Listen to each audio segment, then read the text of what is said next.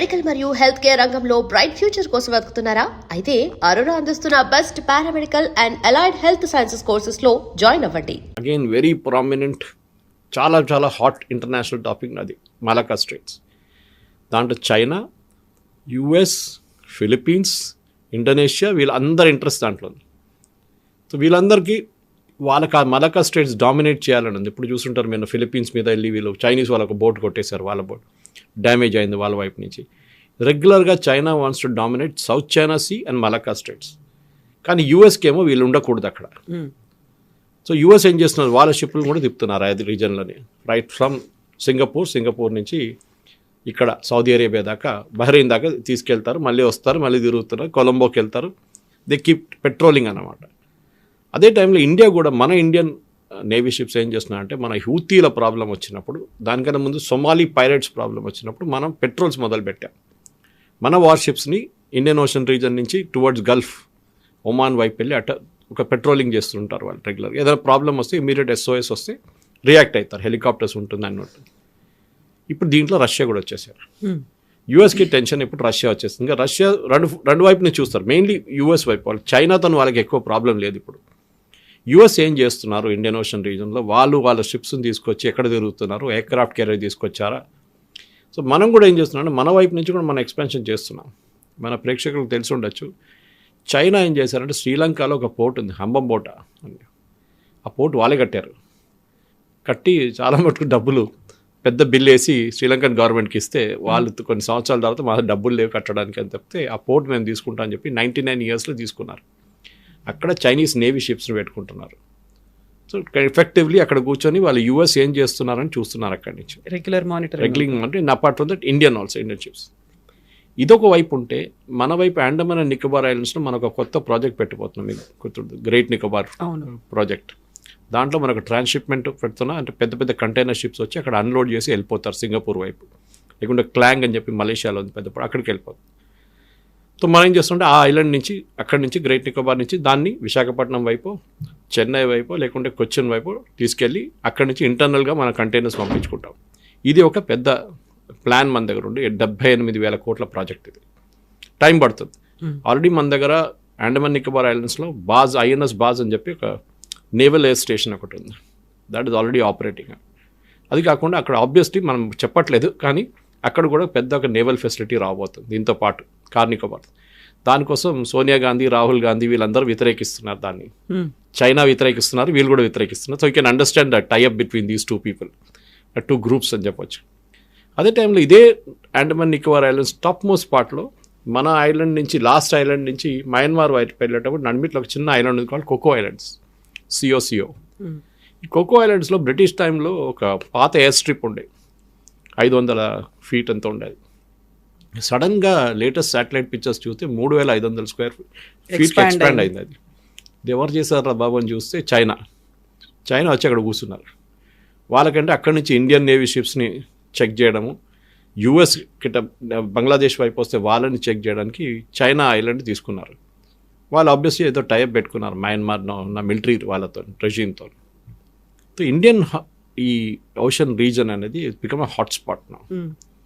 అన్ని ఆర్మీస్, అన్ని నేవీస్ అక్కడ తిరుగుతున్నారు, వాళ్ళందరికీ డామినెన్స్ కావాలంటున్నారు. అదే టైంలో యూఎస్కి, బ్రిటన్కి ఒక చిన్న ఐలాండ్ ఉంది కాల్డ్ డిగో గార్సియా.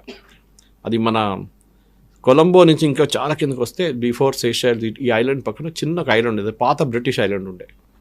దాన్ని ఇప్పుడు బ్రిటన్ అండ్ యూఎస్ వాడుకుంటున్నారు. అది only for ships, naval ships తీసుకొస్తారు, అక్కడ బర్త్ చేస్తారు, అక్కడ రీఫ్యూలింగ్, అక్కడ ఉండడానికి అన్నీ ఉన్నాయి, సౌకర్యం, ఫుడ్ అండ్ ఆల్ రిప్లెనిష్మెంట్ అన్నీ నడుస్తుంది. డిగో గార్సియా నుంచి వీళ్ళు షిప్స్ని పంపిస్తుంటారు అక్కడిక్కడ. సో ఇప్పుడు మీరు చూస్తున్నారు, ఈ హూతీల అటాక్ జరిగినప్పుడు కానీ దానికన్నా ముందు, ఇప్పుడు కూడా లేటెస్ట్ ఆల్సో యూఎస్ వాళ్ళ వార్ షిప్స్ని రెగ్యులర్గా ఏరియాలో తిప్పుతున్నారు అక్కడికి. అట్లాంటిక్ వైపు ఎక్కడ టెన్షన్ లేదు, పెసిఫిక్ వైపు టెన్షన్ లేదు. టెన్షన్ ఉందంతా ఇక్కడ ఇదే రీజన్లో. అండ్ చాలా మటుకు Gulf states, for example Qatar నుంచి, బహ్రెయిన్ నుంచి, సౌదీ అరేబియా, UAE వీళ్ళందరూ యూఎస్ మీద డిపెండ్ అవుతారు వాళ్ళ సెక్యూరిటీ కోసం. రేపు ఏదైనా జరిగితే, వాళ్ళ డెమోక్రసీ కాదు కదా, ఇంకోడెవడో కత్తి తీసుకొని చేసేస్తే వాళ్ళ గవర్నమెంట్ మారిపోతుంది అక్కడ. సో దానికోసం వాళ్ళు they are using the US presence అన్నమాట. ఇది వాళ్ళ చాలా మంచి స్ట్రాటజీ. అదే టైంలో రష్యా ఏం చేస్తున్నారంటే, రష్యన్స్ ఆర్ వెరీ స్మార్ట్. వాళ్ళ మీద ఈ యుక్రెయిన్ వార్ స్టార్ట్ అయిన నుంచి వీళ్ళు శాంక్షన్స్ పెట్టారు. ఎవరు మొత్తం నాటో కానీ అటువైపు యూఎస్ కానీ. రష్యన్ కంపెనీలు వాళ్ళ గవర్నమెంట్ వాళ్ళ దగ్గర ఉన్న కొంచెం డబ్బులు యూరోపియన్ బ్యాంక్స్లో పెట్టుకున్నారు. ఒక $300 బిలియన్, చిన్న అమౌంట్ కాదు. ఎవరైనా మనం కూడా చేస్తాం. అది సడన్లీ ఫ్రీజ్ చేసుకున్నారు. ఈ వార్ మొదలు కాగానే రష్యా దగ్గర చెప్పారు, ఈ డబ్బులు మీరు ముట్టలేరు, ఈ డబ్బులంతా ఇప్పుడు మాదైపోయిందని. సో ఇంటర్నేషనల్ లెవెల్లో యూరోపియన్ బ్యాంక్స్కి ఒక పెద్ద ఇమేజ్ దెబ్బతిన్నది ఇది. ఎందుకంటే రేపు ఎవరు వాళ్ళ దాంట్లో డబ్బులు పెట్టరు. చైనా ఏం చేశారంటే ఇమ్మీడియట్గా డబ్బులు విత్డ్రా చేయడం మొదలుపెట్టారు. వాళ్ళు కూడా ఉండే అక్కడ పెద్ద అమౌంట్. ఎందుకంటే రేపు చైనా మీద శాంక్షన్స్ పెట్టవచ్చు. వాళ్ళు దాన్ని బంగారంగా మార్చుకొని ఎక్కడెక్కడో సీక్రెట్ లాకర్స్లో పెట్టుకున్నారు. అది కాకుండా మిగతా అమౌంట్ తీసుకొని వాళ్ళు సెక్యూరిటీస్లో దాంట్లో ఇన్వెస్ట్ చేయడం మొదలుపెట్టారు చైనీస్ గవర్నమెంట్. చైనా సేఫ్గా అయిపోయారు. కానీ రష్యన్ అమౌంట్ ఇప్పుడు కూడా $300 బిలియన్, దాంట్లో $50 బిలియన్ ఆల్రెడీ యూక్రెయిన్కి ఇచ్చారు. It's illegal, blatant. ఇప్పుడు మీ బ్యాంక్ అకౌంట్ ఉందండి, రేపు వచ్చి ఫ్రీజ్ చేసి బ్యాంక్ అకౌంట్ నుంచి డబ్బులు ఇవ్వడానికి వాడుకుంటే you cannot agree to that. So ఇది జరుగుతుంది. రష్యా ఏం చేశారంటే అది కాకుండా ఆఫ్రికాలో చాలా మటుకు ఆఫ్రికా రూల్ చేసింది ఫ్రెంచ్ వాళ్ళు. సంవత్సరాల నుంచి ఆల్మోస్ట్ 200-300 ఇయర్స్ ఫ్రెంచ్ కొలోనియల్స్ ఉండే. మన దగ్గర ఇట్లా బ్రిటిష్ కాలనీ, అది అక్కడ ఫ్రెంచ్ కాలనీ ఉండే. దానికోసం most Africa speak very good French. ఆ ఫ్రెంచ్ కంపెనీ అక్కడ వాళ్ళు ఏం చేశారంటే ఫ్రెంచ్ వాళ్ళ లోకల్ గవర్నమెంట్ ప్రాబ్లం మొదలు పెట్టినప్పుడు వాళ్ళకి ఇండిపెండెన్స్ కావాలన్నప్పుడు ఫ్రెంచ్ వాళ్ళు పారిపోయారు. కానీ ఫ్రెంచ్ వాళ్ళ రీప్లేస్మెంట్ రష్యన్స్ వచ్చారు. రష్యన్స్కి ఒక బాగా యాటిట్యూడ్ ఉంది, మీరు గవర్నమెంట్ ఎట్లైనా నడిపించుకోండి, డెమోక్రసీ మాకు పనికిరాదు, మాకు కావాల్సింది అక్కడ ఉన్న మినరల్స్ మిగతా అన్ని నేను చూసుకుంటాను, మీకు డబ్బులు కావాలని డబ్బులు ఇస్తాం. Same thing China was doing now. Djibouti అని చెప్పి ఆఫ్రికాలో కార్నర్లో ఒక పెద్ద నేషన్ ఉంది, క్యాపిటల్ జిబూతి. జిబూతిలో దెర్ ఇస్ 600 మంది ఉన్న చైనీస్ ఒక ప్లేస్మెంట్ అక్కడ పెట్టారు, ఒక బెటాలియన్ తీసుకొచ్చి. చైనా వాళ్ళు ఎక్కడ చైనా, ఎక్కడ Djibouti. So everywhere string of pearls అని చెప్పి చైనా వాళ్ళు ఒక స్ట్రాటజీ తీసుకొచ్చారు ఇండియన్ ఓషన్ డామినేట్ చేయడానికి. మనమేమో మన వైపు నుంచి ఉన్న మన పెట్రోలింగ్ వైపు పెట్టి మన కార్నికోబార్ ఐలాండ్స్ ఇక్కడ లక్షద్వీప్లో కూడా మనకు బేస్ పెట్టాము, ముందు లేకుండే. కార్వార్ ఎయిర్ అక్కడ నేవల్ బేస్ స్ట్రెంగ్తన్ చేసాం మనం. కొచ్చిన్ షిప్ యార్డ్లో తయారు చేయడము, షిప్స్ రిపేర్ చేయడం అక్కడ మొదలుపెట్టాం. సో ఓవరాల్ ఇండియన్ ఓషన్ రీజన్ని డామినేట్ చేయడానికి రష్యాకి ఒక ఆప్షన్ తీసుకొచ్చాం మనం. ఇప్పుడు యూఎస్కి ఏం చేయాలని అర్థం కావట్లేదు. శాంక్షన్స్ ఎట్లా పెడతారు, పెట్టలేరు. వీఆర్ జస్ట్ టెలింగ్ మీకు కూడా. ఇన్ఫ్యాక్ట్ అదే అగ్రిమెంట్ మనకు యూఎస్తో ఉంది, the same agreement which is sign with Russia. యూఎస్తో కూడా సైన్ చేస్తాం, కానీ యూఎస్కి మన ప్రెసెన్స్ అక్కర్లేదు. వాళ్ళకి బహ్రీన్ ఉంది, పక్కన యెమెన్, ఒమాన్ ఉన్నారు, ఇటువైపు ఏమో డిగో గార్సియా ఉంది, కావాలంటే శ్రీలంకకి వెళ్ళిపోవచ్చు రేపు. అది కాకుండా మనం ఇంకొక స్టెప్ తీసుకున్నాం, అది ఎక్కువ కవరేజ్ రాలేదు మన మీడియాలో. ఒక 6 నెలల ముందు మన మ్యాజగాన్ డాక్ అని చెప్పి మన ముంబై దగ్గర మేజర్ నేవల్ షిప్ ఫెసిలిటీ ఒకటి ఉంది, మ్యానుఫ్యాక్చరింగ్ ఫెసిలిటీ. వాళ్ళు శ్రీలంకలో ఒక నేవల్ షిప్ కంపెనీ ఉంది కొలంబో దగ్గర. They went to huge losses, వాళ్ళకి డబ్బులు లేదు. వీళ్ళు వెళ్ళి స్టాక్ ఎక్స్చేంజ్, కొలంబో స్టాక్ ఎక్స్చేంజ్లో ఆ కంపెనీని కొనుక్కున్నారు మ్యాజగాన్ డాక్ వాళ్ళు. సో ఆ కంపెనీ ఇప్పుడు మన దగ్గర ఉంది. వాళ్ళకి పెద్ద ఒక షిప్ యార్డ్ ఉంది అక్కడ రిపేరింగ్. అది మొత్తం ఇండియా చేతికి వచ్చేస్తుంది. మనం తీసుకెళ్ళి మన 2 నేవీ షిప్ రిపేర్ అని చెప్పి అక్కడ పెట్టుకున్నాం. అది రిపేర్ ఉందో లేదో తెలియదు, కానీ our presence is there in శ్రీలంకనో ఒఫిషియలీ. చైనా పక్కన హంబంబోట, వీఆర్ ఆల్సో దేర్ అన్నమాట. సో మీరు ఏం చూస్తున్న కవిత గారు అంటే ఈ ఇంటర్నేషనల్ లెవెల్లో ఒక జాకింగ్ నడుస్తుంది ఫర్ స్పేస్. మనం ఎప్పుడైనా చాలా టైట్ ఉన్న స్పేస్లో మీరు కొన్ని షీప్ చూసుంటారు, మీరు మేకల్ని తీసుకెళ్తారు, వాళ్ళు ఎట్లనో స్పేస్ క్రియేట్ చేసుకుంటారు వాళ్ళు. ఇదే నడుస్తుంది ఇంటర్నేషనల్ లెవెల్లో కూడా. China, Russia, US, NATO plus India, ఈ 5 కంట్రీలు వీళ్ళ గేమ్ కంప్లీట్గా ఆడుకుంటున్నారు ఇండియన్ ఓషన్ రీజన్. దాంతో ఈ రెలాస్ అని చెప్పి అగ్రిమెంట్ చాలా పనికొస్తుంది. అది కాకుండా పుటిన్ గారు వచ్చి మాట్లాడారు, Su-57 చేయొచ్చు, తయారు చేయొచ్చు, we can do it, we can have a joint venture in India, but we will wait. ఇది ఒక 2-3 నెలలు సెటిల్ అయిపోతుంది యూక్రెయిన్ వన్స్ ఫర్ ఆల్. దాని తర్వాత దే విల్ అనౌన్స్. ఒకటేంటంటే రష్యాకి ఇప్పుడు వాళ్ళ దగ్గర their economy is doing well, doubt లేదు, కానీ మ్యానుఫ్యాక్చరింగ్ ఫెసిలిటీ చాలా మటుకు దెబ్బతిన్నది వాళ్ళది. వాళ్ళ ఎక్విప్మెంట్ తెచ్చుకోలేకపోతున్నారు, ఎంబార్గో ఉంది వాళ్ళ మీద. మీకు ఒక రోబోటిక్ మెషిన్ కావాలన్నా, మీకు వెల్డింగ్ మిషన్లు కావాలన్నా, మీకు కటింగ్ మిషన్లు కావాలంటే చైనా దగ్గర నుంచి తెప్పించుకోవాల్సి వస్తుంది వాళ్ళకి. చైనా ఇస్తారు కూడా, వాళ్ళకి ప్రాబ్లం లేదు. అది కాకుండా వాళ్ళకి ఇంకా ప్రొడక్షన్ పెంచాలంటే, థర్డ్ కంట్రీస్కి అమ్మాలంటే, థర్డ్ వరల్డ్ కంట్రీస్కి ఇండియాని బేస్గా యూజ్ చేసుకోవచ్చు. BrahMos is a classic example of that. BrahMos అనే ప్రాజెక్ట్ చాలా సంవత్సరాల ముందు ఇండో రష్యన్ జాయింట్ వెంచర్, ఇండియాకి 51%, బ్రహ్మపుత్ర అండ్ మాస్కోవా 2 రివర్స్ పెట్టి బ్రహ్మోస్ అని చేశారు. దాంట్లో ఇండియన్ గవర్నమెంట్కి 51%, రష్యన్ గవర్నమెంట్కి 49%. దాన్ని మనం ఏం చేస్తున్నప్పుడు ఇండోనేషియాకి అమ్ముతున్నాం, ఫిలిపీన్స్కి అమ్ముతున్నాం, అందరికీ అమ్మేస్తుంటాం మనం బ్రహ్మోస్. ఇప్పుడు మనకున్న కెపాసిటీ మనకుంది. ఇప్పుడు next generation of BrahMos we're going for upgrade no. And యూపీలో ఒక ఫ్యాక్టరీ సెటప్ చేశారు. కొత్తగా ఎక్స్పాన్షన్ ట్రివాండ్రంలో ఉన్న ఫ్యాక్టరీ పక్కన కేరళ గవర్నమెంట్ ల్యాండ్ ఏం కానీ అది కూడా స్టార్ట్ చేసేస్తారు వాళ్ళు. అట్లాంటి ఒక ప్రాజెక్ట్ తీసుకొచ్చి ఇండియాలో పెట్టి ఇక్కడ ఎస్యూవీ తయారు చేసి SU-57 తయారు చేసి అమ్మొచ్చు. సుఖోస్ని S-500 గురించి చాలా మటుకు టాపిక్, ఎందుకంటే S-400 really work well during operations ఇందు. సో S-500 కూడా మనం తీసుకోవాలన్నారు. దాన్ని కూడా టాక్స్ నడిచింది, కానీ బయట చెప్పరు. All that discussion that happened in Hyderabad house, ఆ రోజు ఏం జరిగిందో మనకు తెలియదు. మినిస్ట్రీ ఆఫ్ ఎక్స్టర్నల్ అఫేర్స్ రీడౌట్లో ఇది ఏం చెప్పరు. వాళ్ళు అన్ని డిప్లొమాటిక్గా అక్కడిక్కడ లేనట్లు అక్కడ టచ్ చేయకుండా ఎక్కడ టచ్ చేయకుండా మాట్లాడతారు వాళ్ళు.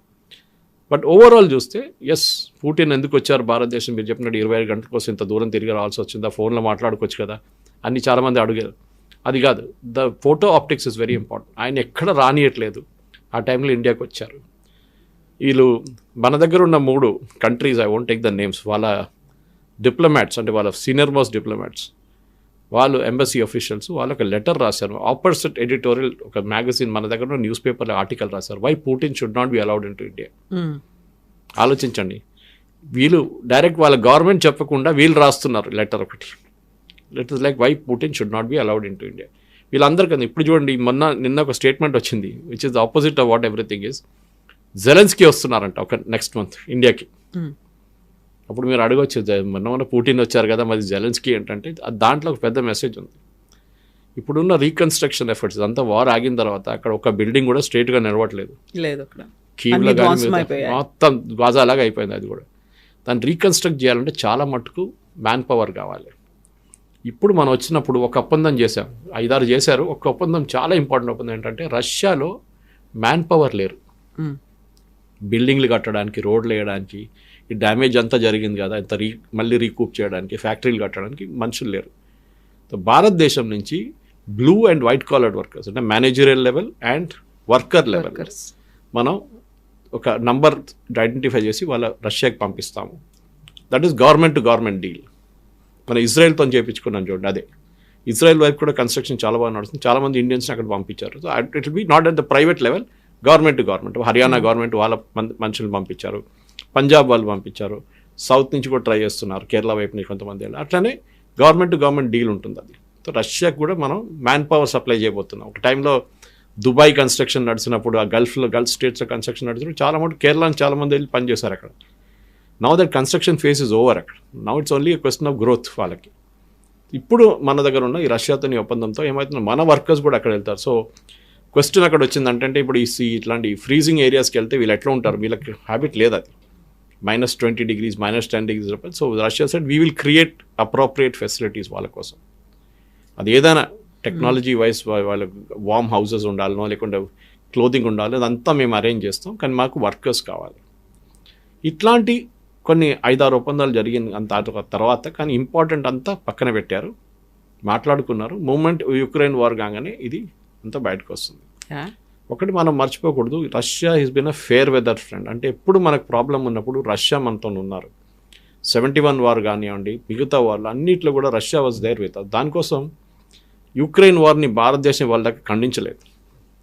There is no place for war అని చెప్పారు Modi garu. It should be a negotiation for peace. కానీ ఎప్పుడైనా యునైటెడ్ నేషన్స్ రెజల్యూషన్ ఏదైనా పాస్ అవడానికి వస్తే అగెయిన్స్ట్ రష్యా, భారతదేశం దాని నుంచి అబ్స్టైన్ చేస్తారు. We will not participate in the vote. అది చాలా important. So Kavitha garu, end of the day ఒక పుటిన్ గారు కూడా వచ్చింది ఇంటర్నేషనల్ లెవెల్లో. మీరు చూడండి, జెఫ్రీ సాక్స్ నుంచి, ప్రొఫెసర్ నుంచి, ఒక ఇవాళ నేను చూసాను ఆల్మోస్ట్ ఒక 25-26 వీడియోలు నడుస్తుంది. దాంట్లో 2-3 చూసాను నేను ఇప్పుడు దాకా. అంతే అందరు మాట్లాడుతున్నట్టు it is the master stroke by India. ఇప్పుడు యుఎస్కి ఏం చెప్పలేకపోతున్నారు వాళ్ళు. పుటిన్ని వాళ్ళు తిట్టలేరు, ఎందుకంటే they are speaking to him. మన ట్రంప్ సన్నిలో అక్కడ కుష్నర్ గురించి మాట్లాడుతున్నారు, స్టీవ్ విట్కాఫ్ ఇస్ దేర్, వీళ్ళందరూ క్రెమ్లిన్ ఉన్నారు. అదే టైంలో వీరు పుటిన్ తిట్టలేరు. In fact before coming to India 6 గంటల సేపు ముందు దాకా Putin was speaking to him. మన ఇండియా టుడే ఇంటర్వ్యూ గురించి మాట్లాడాము. So they were there. In fact మళ్ళీ వెళ్తున్నారు, ఇంకో టీం వెళ్తున్నారు. అంటే దెర్ ఇస్ సంథింగ్ హ్యాపెనింగ్. ఎందుకంటే ట్రంప్ అయితే జెలెన్స్కీని పక్కన పెట్టేశారు. He is not a reliable fellow అని తెలిసిపోయింది. అంటారు కదా, you elect a comedian and will get a circus అని చెప్పి. Zelenskyy is typical of that. ఈ పరిస్థితుల్లో రష్యాకి యుఎస్కి relationship, especially Trump and Putin చాలా మంచి రిలేషన్షిప్ ఉంది వాళ్ళకి. They are really good friends. దాని గురించి చూడండి, ఇప్పుడు దాకా ట్రంప్ రష్యా మీద శాంక్షన్స్ అంటారు కానీ పుటిన్ మీద ట్రాన్సాక్షన్ ఎక్కడ పెట్టలేదు. పుటిన్ మీద అరెస్ట్ వారెంట్ ఒకటి ఇంటర్నేషనల్ కోర్టులో పడింది ఒకటి, అది ఇంప్లిమెంట్ చేయడము అట్లేం లేదు. ఈవెన్ నెటన్యాహు వ్యతిరేకంగా చేశారు ఒకటి. సో పుటిన్కి ఒక ఛాన్స్ దొరికింది ఇంటర్నేషనల్ మీడియా ముందు వచ్చి మాట్లాడడంలో, which is not able to do in Russia. ఇక్కడ ఇండియాకి వచ్చి ప్రైమ్ మినిస్టర్ మోదీతో నిలబడి ప్రెస్ కాన్ఫరెన్స్లో మాట్లాడారు. ఆయన చెప్పాల్సినంత చెప్పేశారు. And definitely I think this visit next Modi గారు మళ్ళీ అక్కడికి వెళ్తే after the war I think wheel చాలా మటుకు సాలిడ్. ఎందుకంటే మనకి 5th జనరేషన్ ఎయిర్క్రాఫ్ట్ కావాలి మనకి. We have a big problem with 5th generation aircraft. మన దగ్గర లేదు. పాకిస్తాన్ చైనా వాళ్ళు ఇస్తున్నారు పాకిస్తాన్కి J-15 J-17 సిరీస్లో, మనకు కూడా కావాలి. మనకి ఇప్పుడు 500 రాకపోతే కూడా S-500 నో ప్రాబ్లం, 400 చాలా బాగుంది. మనకి ఇంకా 4 యూనిట్స్ రావాలి మనకి. మనం ఆల్రెడీ డబ్బులు కట్టేసాం దానికి. కానీ అక్కడ ప్రొడక్షన్ ప్రాబ్లం ఉంది రష్యాలో అని చెప్పి ఇంకా మనకి ఇవ్వలేదు. అది కూడా ఇచ్చేస్తే అయిపోతుంది. ఎందుకంటే ఫస్ట్ సెట్ తీసుకొచ్చినప్పుడు US పెద్ద ప్రాబ్లం క్రియేట్ చేశారు. వాళ్ళ దగ్గర ఒక కెటాసెట్ ఏదో ఒక ప్రొవిజన్ ఉంది, ఒక లా ఉంది. Under that you cannot cell weapons to India from Russia అని చెప్పి, ఒక రష్యాని కాదు ఇరాన్ నుంచి వెపన్స్ కొనలేరు, రష్యా నుంచి కొనలేరు, నార్త్ కొరియా నుంచి కొనలేరు, అట్లాంటి కంట్రీస్ మీద ఎంబాగో పెట్టారు US. కానీ అప్పుడు కూడా వి స్టూడ్ అవర్ గ్రౌండ్ అనమాట. మీ కొంటే మీ మీద శాంక్షన్స్ పెడతాం, ఎస్ నో ప్రాబ్లం అని చెప్పి మోదీ గారు S-400 కొనుక్కున్నారు. అది మనకు పనిచేసింది కూడా. US సింపుల్ ఫిలాసఫీ ఏంటంటే, మీరు రష్యా దగ్గర ఎందుకు కొనుక్కుంటారు, మా దగ్గర పేట్రియట్ మిసైల్స్ ఉంది కొనుక్కోండి. కానీ మీ రేట్ ఏమో డబ్బులు, రష్యా ఏమో 50% డిస్కౌంట్. ఇది మెయిన్ అన్నమాట. Oil was the biggest purchase. మన అందరికి తెలిసింది, entire crisis started with oil purchase. మనం ఏం చేసాం, రష్యా దగ్గర నుంచి ఆయిల్ తీసుకున్నాం, ఇండియాకి తీసుకొచ్చి రిఫైన్ చేసాం, దాన్ని యూరోప్కి అమ్ముకున్నాం, US కూడా అమ్మేసాం. మనం డీజిల్ దీని నుంచి క్రూడ్ ఆయిల్ ప్రాసెస్ చేసి డీజిల్ తీసుకు యూక్రెయిన్కి అమ్ముకున్నాం. ఇప్పుడు ట్రంప్ ఏమన్నారు, ఈ డబ్బులతోని యూక్రెయిన్ కొడుతున్నారు రష్యా, భారతదేశం ఇస్తుంటే అందుకోసం మీ మీద శాంక్షన్స్ అన్నారు. పుటిన్ వచ్చి మొన్న ఏమన్నారు, మా దగ్గర నుంచి ట్రంప్ యురేనియం కొనుకెళ్తున్నాడు, వాళ్ళ ప్లాంట్స్ కోసం, న్యూక్లియర్ ప్లాంట్స్ కోసం, మళ్ళీ శాంక్షన్స్ ఎవరి మీద పెట్టాలని అడిగారు ఈసారి. Which is a good question, very good question. So overall మన జియో పొలిటికల్ సిచ్యువేషన్ చూస్తే భారతదేశం చాలా డిప్లొమాటిక్లీ హ్యాండిల్ చేస్తుంది. దాంతో ఎక్కువ సాంగ్ అండ్ డ్యాన్స్ చేయకుండా, ఎక్కువ స్టేట్మెంట్లు ఇవ్వకుండా, quietly what ever they had to do they did. దీని తర్వాత ఒకసారి యుక్రెయిన్ రష్యా వార్ ఆగిన తర్వాత ఇమ్మీడియట్లీ ఏం ఆడుకున్నారో దాన్ని నెక్స్ట్ ఫామ్లో తీసుకెళ్తారు. దాని చాలా పెద్ద ప్రాసెస్. అది SC-57 ఏదో సూపర్ మార్కెట్లో దొరికేది ప్రోడక్ట్ కాదు, అక్కడ వెళ్ళి బ్యాగ్ వేసుకొని తీసుకోవడానికి. అది ఆర్డర్ చేయడానికి పెద్ద ప్రాసెస్ ఉంది. బహుశా జరుగుతుంది, 1 సంవత్సరం 2 సంవత్సరాలు పట్టొచ్చు. దాని తర్వాత జాయింట్ ప్రొడక్షన్ ఫెసిలిటీ HALతోనో ఎవరితోనో చేయొచ్చు అది. But overall I think it's a great visit, దాంట్లో డౌట్ లేదు. కానీ దాంట్లో ఆప్టిక్స్ ఎక్కువ ఉండే, హైదరాబాద్ హౌస్ ఫోటోగ్రాఫ్ కానీ, ప్రెసిడెన్షియల్ డిన్నర్ కానీ ఇదంతా. But president Putin was given his place in history అని చెప్పొచ్చు. ఎందుకంటే ఆయన I think he has seen from Narasimha Rao to Modi గారి దాకా ప్రైమ్ మినిస్టర్స్ని చూశారు. అటు US వైపు 5 ప్రెసిడెంట్లు చూశారు ఆయన ఇప్పుడు దాకా. అంతా I think 20+ years he has now been in the power in Kremlin. So definitely you have to take him seriously and light తీసుకోలేరు మీరు. ఇంకా ఒక 10 సంవత్సరాలు కూడా ఉండొచ్చు ఆయన ఈజీగా. Let us deal with the way it should B dwelt. Ukraine war కూడా చాలా మటుకు US కూడా తెలిసిపోయింది. రష్యాకు ఉన్న ఒక సెక్యూరిటీ కన్సర్న్ ఉండే వాళ్ళు దాన్ని తీర్చుకున్నారు. Every day they are advancing by about almost last 1 monthలో they have advanced by about 3,000 square kilometers. గాజాది డబుల్ సైజ్ ఆక్యుపై చేసుకున్నారు యుక్రెయిన్కి వెళ్ళి. సో ఇంకొక 2 వారాలు 3 వారాలు నడిస్తే యుక్రెయిన్ని మొత్తం ధ్వంసం చేసేస్తారు. నిన్న రాత్రి కూడా జరిగిన చాలా మటుకు రేట్ జరిగింది, మిసైల్స్, డ్రోన్స్తో సహా. సో జెలెన్స్కీ ఎండ్ గేమ్ వచ్చేసింది ఇప్పుడు. మోస్ట్ ప్రాబ్లీ పారిపోతాడు, స్విట్జర్లాండ్లో ఇక్కడ డబ్బులన్నీ పెట్టుకున్నాడు. US కాంగ్రెస్లో ఒక ఇన్వెస్టిగేషన్ నడుస్తుంది, ఈయనకి ఇచ్చిన డబ్బులు ఈయన ఏం చేసిండు అని చెప్పి జెలెన్స్కీ. ఆయన మీద చాలా మటుకు ప్రెషర్ ఉన్నాయి. Maybe he will give it to opposition leader ఒక ఆయనకి ఇచ్చేసి వెళ్ళిపోతాడు అక్కడి నుంచి. And Putin will be back in full flow after that. So ఇక్కడికి భారతదేశానికి రాకముందు పుతిన్ ఇచ్చినటువంటి ఇంటర్వ్యూలో డిఫెన్స్ మెకానిజమ్స్, డిఫెన్స్ ఉన్నటువంటి ఎక్విప్మెంట్స్ గురించి చెప్పినప్పుడు we're not selling, we're sharing అనే ఒక మాట అన్నారు. ఆ తర్వాత ఇక్కడ నుంచి వెళ్ళిన తర్వాత వినిపించినటువంటి వార్తలు ఏంటంటే రష్యాలో ఉన్నటువంటి చలికి భారతదేశం వెచ్చదనాన్ని ఇవ్వబోతోంది. How come it is possible? అసలు ఈ 2 వెదర్ కండిషన్స్ కోసం దానికి సంబంధించి ఒప్పందం ఏంటి? ఇది నేను ఆ రెలాస్ అగ్రిమెంట్లో ఉంది అది కవిత గారు, దాంట్లో కనెక్షన్ ఉంది. మీరు చెప్పిన ఒక కోర్ట్కి రష్యాలో నేను చెప్పాను చూడండి, నార్దర్న్ రష్యా మొత్తం it be frozen for 6 to 8 months in year. అది మొత్తం ఫ్రీజ్ అయిపోతుంది ఆర్టిక్ సర్కిల్ దగ్గర. అక్కడ ఏం చేయలేరు మీరు, రష్యన్ షిప్స్ అక్కడ ఆగిపోతుంది. దాని బదులు మన దగ్గర ఉన్న వార్మ్ వాటర్స్, ఇండియన్ ఓషన్ రీజన్లో మలక్కా స్ట్రేట్ మనం ఇప్పుడు మాట్లాడని చూడండి, అక్కడ తీసుకొస్తే they can continuously keep working. అక్కడ వేసుకొని మీరు ఏం చేసుకుంటారు రష్యా వైపు? నథింగ్ ఈజ్ హ్యాపెనింగ్ అక్కడ. మీరు ఇటువైపు తీసుకొచ్చినప్పుడు then it works very well. So Russia దగ్గర ఉన్న చలి మన దగ్గర ఉన్న హాట్ వాటర్, అవును, వామ్ వాటర్తో పనిచేస్తుంది చాలా మటుకు. సో రష్యాకి ఇది పెద్ద ఓపెనింగ్ ఇచ్చాం మనం. రేపు మనకి ఆయిల్ పైప్ లైన్స్ వేయడానికంటే రష్యా కావాలంటే చైనా వైపు నుంచి మన వైపు ఆయిల్ పైప్ లైన్స్ పంపించవచ్చు. మన ట్యాంకర్లు తెప్పించుకోక్కర్లేదు. We may even convert something to natural gas. For example Qatar is big natural gas producer, కానీ మన రష్యా దగ్గర నుంచి కూడా కొనుక్కోవచ్చు. ఇప్పుడు ఎట్లయిందంటే యూరోప్ మనకన్నా ఎక్కువ గ్యాస్ తీసుకుంటున్నారు, చైనా మనకన్నా ఎక్కువ ఆయిల్ కొనుక్కుంటారు, కానీ మన మీద టారిఫ్లు పెట్టారు. అది ప్రెసిడెంట్ ట్రంప్కి తెలిసిపోయింది. That it is a big mistake. 50 products మీద తగ్గించేశారు టారిఫ్ ఆల్రెడీ. మిగతాది అగ్రిమెంట్లో ఇప్పుడు రాబోయే అగ్రిమెంట్లో అది కూడా క్లియర్ అయిపోతుంది. కానీ పుటిన్ది రష్యా మీద ఎంత ప్రెషర్ పెట్టినా కానీ Russian economy has held back. వీళ్ళేమనుకున్నాడు కవిత గారు, ఈ రూబుల్ అనే ఎకానమీ పడిపోతుంది అనుకున్నారు మూమెంట్ ద వార్ మొదలైన శాంక్షన్ పెట్టగానే. కానీ భారతదేశం రష్యా నుంచి ఆయిల్ కొంటున్నప్పుడు we are paying them in roubles, not dollar. China కొనుక్కున్నప్పుడు చైనాకి రష్యా యుఎన్లో పేమెంట్ చేస్తున్నారు, ఇటువైపు వస్తుందో రూబుల్స్లో పే చేస్తున్నారు. రష్యా మన దగ్గర ఇంపోర్ట్ చేసుకున్న దానికి మనకు రూపీలో పేమెంట్ చేస్తున్నారు. దీంట్లో ఒక మేజర్ ఫ్యాక్టర్ మనం మిస్ అయిపోతున్నాం, యుఎస్ డాలర్. ఇప్పుడు దాకా అంటే ఒక 10 సంవత్సరాల ముందు దాకా యుఎస్ డాలర్ అంటే డిఫాక్టో, అన్నీ మనం యుఎస్ డాలర్కి చెప్తాం, ఇన్ని బ్యారెల్కి ఇన్ని డాలర్లు అని. ఎగ్జాక్ట్లీ. సడన్గా ఈక్వేషన్ నుంచి డాలర్ని తీసేసాం. ఎందుకంటే రష్యా మీద శాంక్షన్స్ పెట్టినప్పుడు యూక్రెయిన్ వార్లో స్విఫ్ట్ అని చెప్పి ఒక ఇంటర్నేషనల్ సిస్టమ్ ఆఫ్ పేమెంట్స్ ఉంది, అదే కంట్రోల్ చేస్తుంది మొత్తం. It's like A software that runs the entire international banking system. ఈ కంట్రీ నుంచి కంట్రీ మనీ మూవ్, డబ్బులు మూవ్ చేయడంలో అంతా. దాని నుంచి రష్యాని బయటకు తీసుకుని రష్యా ఏం చేస్తారు, మరి ఎట్లా డీల్ చేస్తారు? రష్యా ఏమన్నారంటే మీరు కొనుక్కోండి ఆయిల్ మాత్రం, మీ పే మీ బై రూబుల్స్. మనం మన దగ్గర ఉన్న అమౌంట్ రూబుల్స్గా కన్వర్ట్ చేసి రష్యాకి పేమెంట్ చేస్తున్నాం. డాలర్ ఎక్కడ లేదు, డాలర్ అసలు కనిపించట్లేదు. So president Trump is become very upset no. ఎందుకంటే ఆయన ఏమన్నారంటే ముందు బ్రిక్స్ పెట్టినప్పుడు బ్రిక్స్ ఒక కామన్ కరెన్సీ తీసుకొస్తామని మన ఒక థాట్ ప్రాసెస్ ఉండే. అప్పుడు ఏమన్నారంటే అది చేస్తే వీళ్ళందరూ నేను బ్యాన్ చేసి పడేస్తా అన్నారు. ఇండియాతో సహా సౌత్ ఆఫ్రికా, చైనా, వీళ్ళందరినీ, రష్యా అందరినీ బ్యాన్ చేస్తారు. దాని తర్వాత సౌదీ అరేబియా జాయింట్, చాలా నేషన్స్ జాయిన్ అయింది దాని తర్వాత ఈ బ్రిక్స్లో. ఇప్పుడు బ్యాన్ చేస్తే సౌదీ అరేబియాని కూడా బ్యాన్ చేస్తారా మీరు?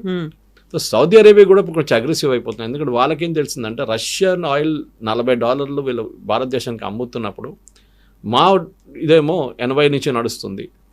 ప్రెసిడెంట్ ట్రంప్ ఏమంటున్నారు, దాన్ని కూడా తగ్గించాలి, మీరు ఆయిల్ ప్రొడక్షన్ పెంచుకోండి అంటున్నారు. ఎప్పుడైనా ఎకనామిక్స్లో సప్లై అండ్ డిమాండ్లో సప్లై ఎక్కువైపోతే ప్రైస్ పడిపోతుంది. ఏమంటున్నారంటే సౌదీ అరేబియా దగ్గర మీ ఆయిల్ ప్రొడక్షన్ పెంచండి, తీసుకెళ్తే ఇది $50 పడిపోతుంది పర్ బ్యారెల్. రష్యా ఏమో 40కి అమ్ముతున్నారు. So Russia will not be able to cell. కానీ సౌదీ అరేబియా చేయడానికి రెడీ లేరు, ఎందుకంటే వాళ్ళకి బేసిక్ ప్రొడక్షన్ కాస్ట్ ఉంటుంది. ఆ ప్రొడక్షన్ కాస్ట్ తర్వాతే వాళ్ళకి ప్రాఫిట్ వస్తుంది. వాళ్ళంటే మేము చేయమంటున్నారు. అక్కడ ఒక ఫ్రిక్షన్ వచ్చేస్తుంది వాళ్ళ నడిమిట్లో, ఇద్దరు నడిమిట్లో, US and Russia, Saudi Arabia నడిమిట్లో. సో అట్లా అన్నిట్లో చూస్తే రష్యాని ఎట్లనో కౌంటర్ చేయాలని చూస్తున్నా కానీ అన్నిట్లో రష్యా బయటపడుతున్నారు.